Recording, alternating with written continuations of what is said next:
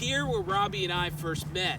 You see, Robbie went to elementary school all 6 years, kindergarten through 5th grade, here at Belvedere Elementary. In 2nd grade, we had Miss Kirkpatrick. Of course, that is also when I believe that he first met Kendra. We had Miss Kirkpatrick in the 2nd grade. We had Mrs. Eshelman in the 3rd grade. She was a sweet, sweet old teacher, and we learned a lot with Mrs. Eshelman. 4th grade, we had Mrs. Mox, and in the 5th grade, we had Mrs. Williams. With a split class, half of the class was in 5th grade, half of the class was in 4th grade, and then, of course, we went on to middle school together at Magathie Middle.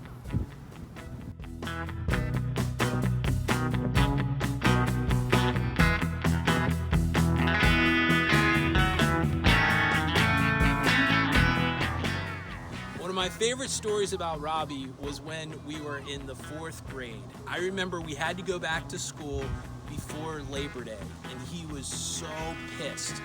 He just kept saying, "We shouldn't be here, we shouldn't be here."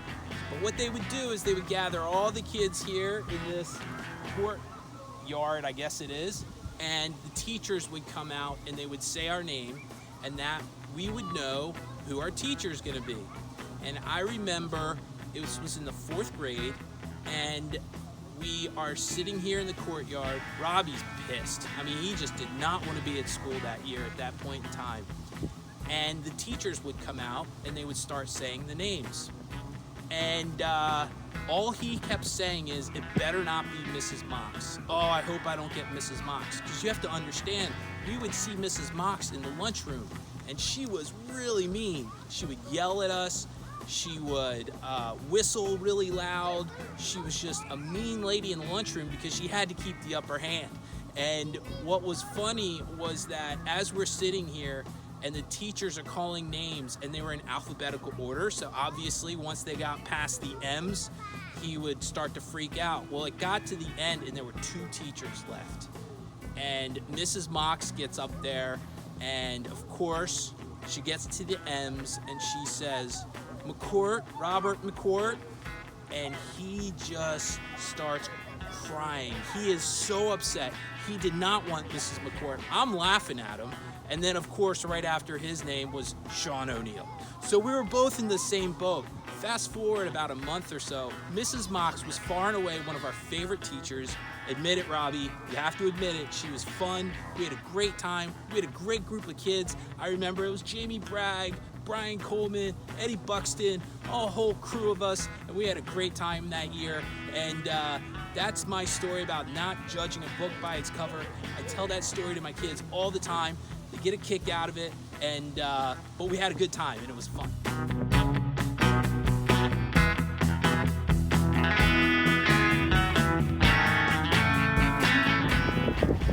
You know, there's some stories that you have no idea why you remember them, but for some reason, I remember a story of Robbie and I building this somewhat intricate fort-type thing on this hillside somewhere. And we were taking our sporks and we were turning them into some sort of shovel, and then we realized that for the tougher parts where there was some clay, we could make basically shivs out of our sporks. So I remember we had a whole array of tools using sporks, and I think it was for Matchbox cars or something like that. And I remember, I think his name was Mr. Washaball or something like that, coming up and watching us build this thing one day, and then he saw us pull out our tools, which included basically shivs, and he freaks out. He takes us into the principal's office, talks about how we have weapons. We had no idea what we were doing. We just wanted to get the earth moved so that we could play with our Matchbox cars. But funny how you remember things like that. And lesson learned, don't make a shiv in elementary school.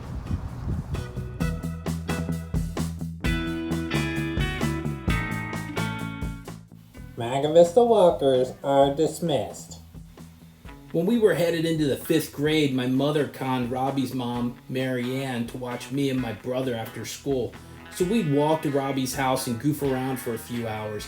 When we weren't playing with Legos or action figures, we were tormenting Josh, my little brother.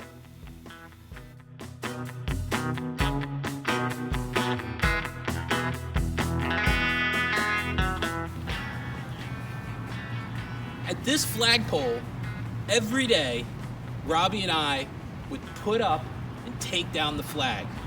I didn't know anything about this. Thank God Robbie was a Cub Scout because he knew how to fold the flag. If it was up to me, it would have been folded like a tablecloth. But thank you, Robbie. You taught me how to fold an American flag the right way.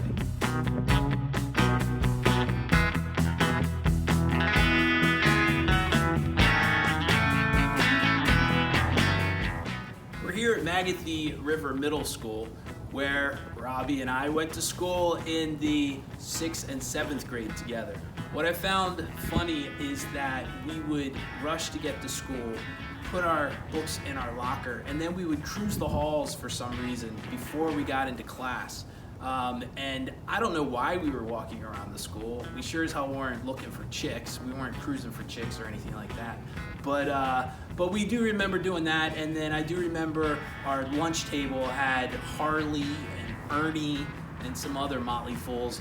And for some reason, when we were in 6th grade, we would try to run from one class to the other. I have no idea why we did this, but for some reason we thought it was fun. And I think there got to a point where Harley and Ernie would start checking each other into the walls. And then we got a talking to from the principal where we had to, from that day forward, walk to class. But after this, of course, we went next door to Severn River Middle School.